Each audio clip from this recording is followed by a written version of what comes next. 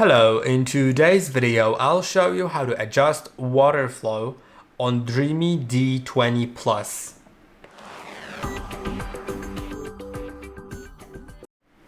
In order to adjust the water flow, you need to click on Custom button right here. Now, in either mop or vacuum and mop modes, you can change the mop wetness.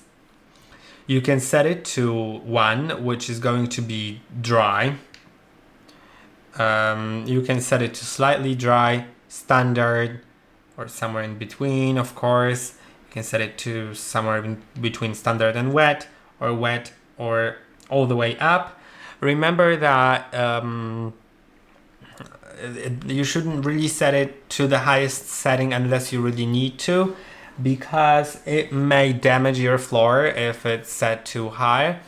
It may finish the water tank too quickly and then it won't really notify you that the water tank is empty. It'll just continue mopping with a dry mop pad.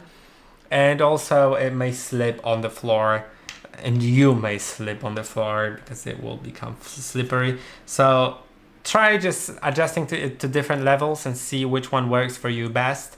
And one more thing is that you can adjust mop wetness differently for different rooms by clicking on Customize, then clicking on Set and selecting a room that you'd like to set it for.